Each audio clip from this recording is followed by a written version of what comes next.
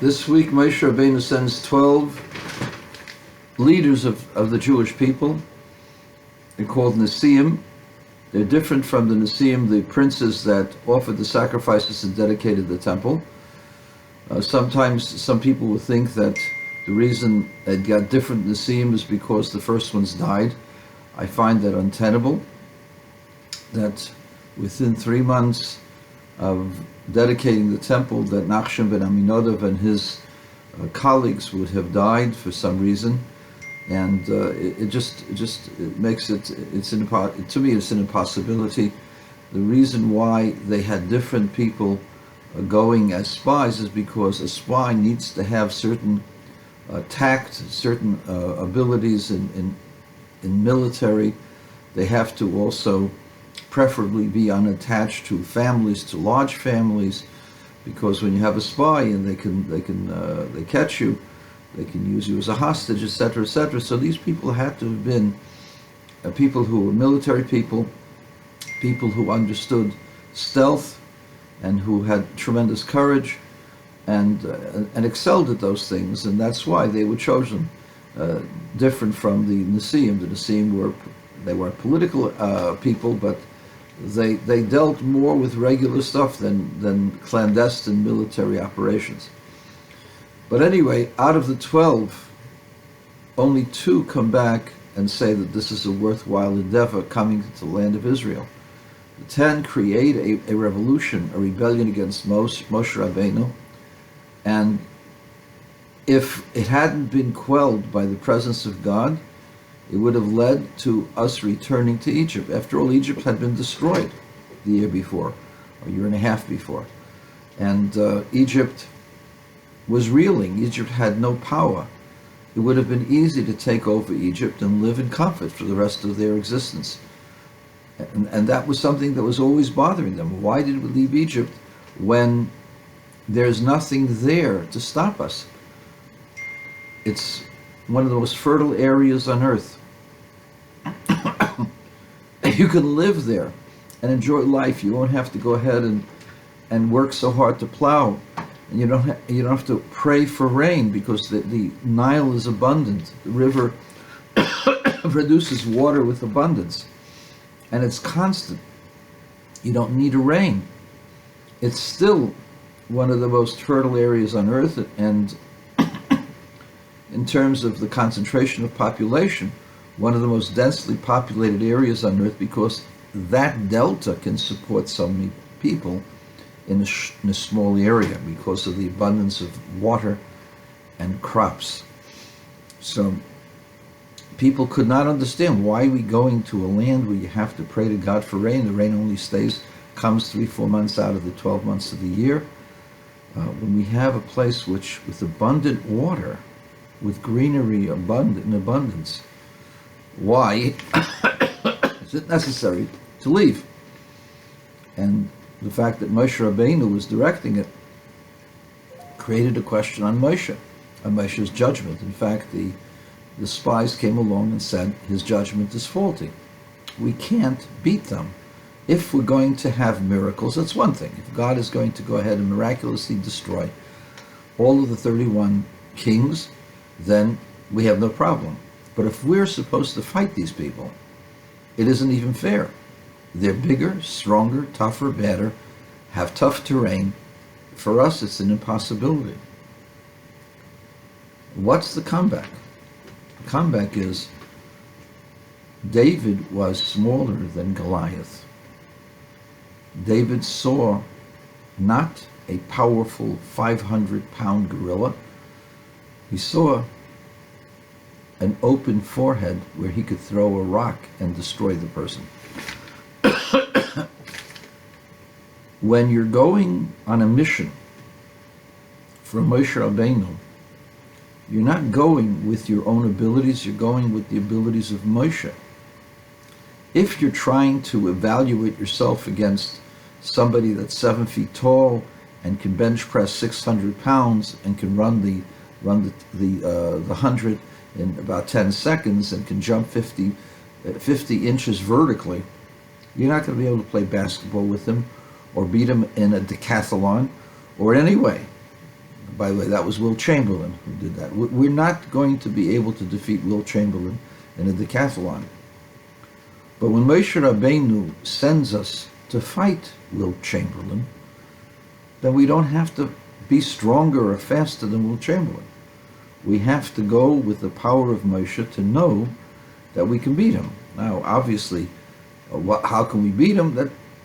That we didn't have to face him, but people like that, like Goliath, people like that person were people that we beat. How did we beat them? We beat them because of the power of Moshe, because we believed we could beat them. And we were certain we could beat them because we believed that we were coming with the power of goodness, the power of Torah together with us. And as I said in the last video, that's the difference between Lubavitch of today and the Shluchim of Moshe.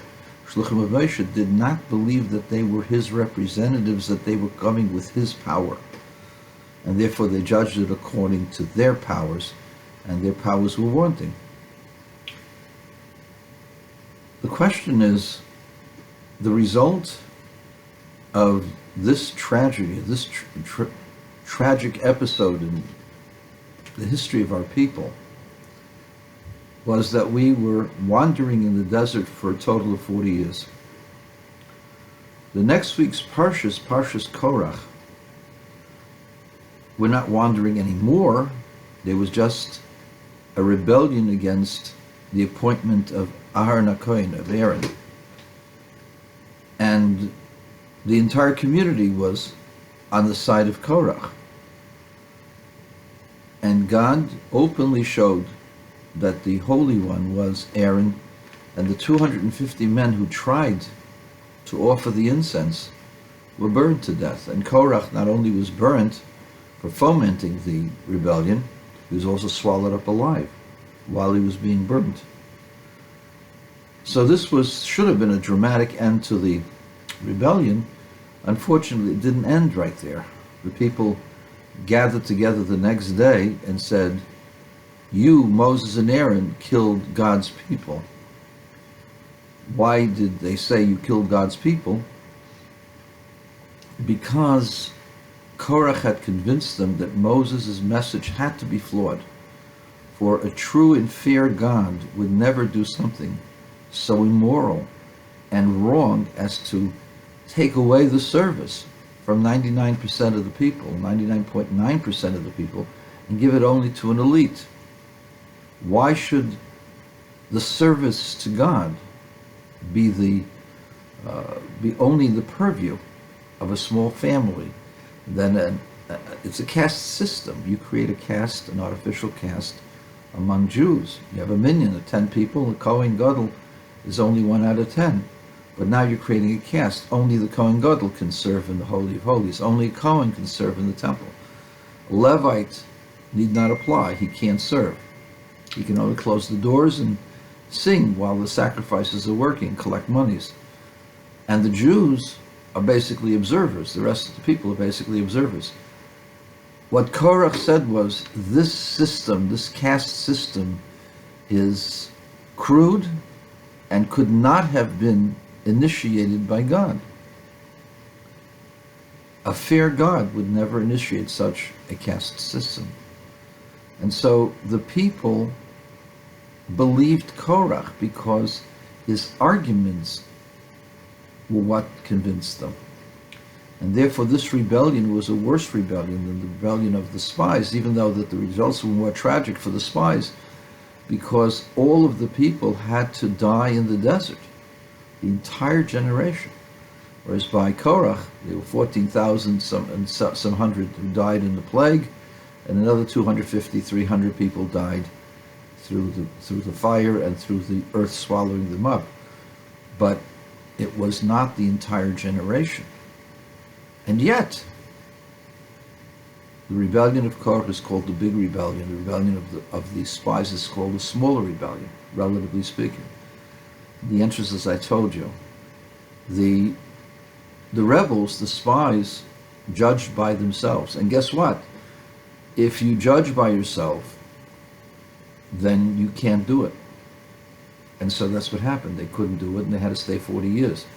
You know the old story. There was a There was a simple guy who was a soldier, and they needed a dragon slayer.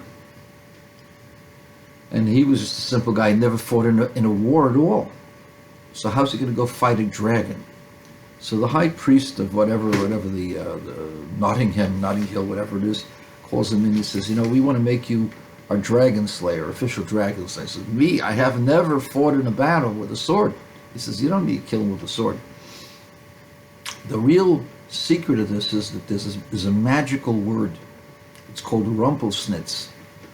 And when you say Rumpelsnitz, the dragon will be frozen, and you'll be able to chop his head off without any problems. Just remember to say Rumpelsnitz, and you'll kill him. So he goes out, looks for a dragon. The dragon's breathing fire, and the guy says Rumpelsnitz, and whacks the dragon and chops the head off. It's his first dragon, and he does this 50 times. He becomes a celebrity, a hero. He's the greatest dragon slayer in the history of that part of the world.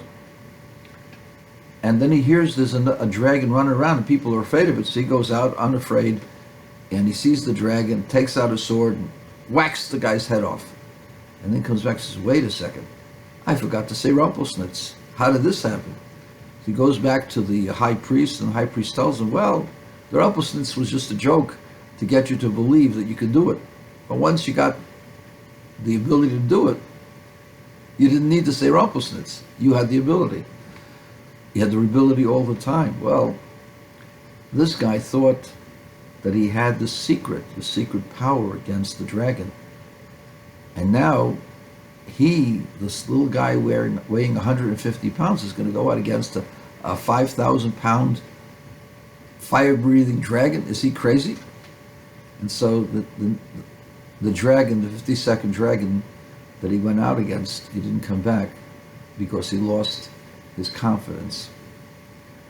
The idea behind it is as long as you believe that you can do something, you can do it, even if it's a great challenge. The minute you lose your heart and you don't think you're capable of doing it, you lose. And since they thought that they were incapable of defeating the inhabitants of Canaan, that's what happened. If you don't think you can do it, then it's unfair to put you to the test. And so that's why God had them traveling for 40 years throughout the desert, so that the children who did not share their doubts would be able to come in and take the land and take over the land and make this a holy land. So the point being, in order for something to happen, you also have to believe that it can happen and that it will happen. If you have doubts on that, then nothing can help you. With Korach, with the spies, they realized it was their fault. They didn't believe that they could do it. That's why they had to stay in the desert, behind in the desert, and the next generation, they could believe that they could do it because they would recognize that their entire existence is miraculous, and they would go with the belief that they have the power coming from God. With Korach, it was a totally different experience. Korach told the people that God was fair, that God was a true judge, and everything would be good with God. And if things aren't good, if things aren't fair, then it can't be coming from God. Well, but it's coming from Moses here. Well, Moses is a very holy guy. He's a very special guy. And so God takes up his honor. But there's a difference between honor and truth. Moses is an honorable person. He was the one who decided to fight for us against Pharaoh, so God protects him even when Moshe Rabbeinu is wrong. This is how Korach described it. And so they believed that in truth God was opposed to what Moshe Rabbeinu did. It's just that since Moshe had such great merits, that God protected him, but didn't mean that Moshe was correct. It took divine intervention to prove that not only was Moshe Rabbeinu emeritus, but he was also correct. Because God does not follow our logic. God is fair, but only God understands what that fairness should bring about. And we have to accept not just the words of Moses, but realizing that God speaks through Moses' lips, realizing that despite the fact that it seems unfair in this particular instance, it really is the ultimate truth and the ultimate fairness, because that is what these people are supposed to do, and these people are supposed to do. People have different roles to play, and God has chosen those roles for them. At any rate, that's the difference. The difference between Korach and the spies was that the spies realized that the problem was theirs. The people who followed the spies realized that the problem was theirs. They lost their belief. They lost their impetus. And therefore, since they didn't really believe that they could do it, then they couldn't do it. When you called upon doing something really beyond your normal abilities, you have to believe that you can do it. If you have no belief in that, you won't be able to do it. With Korach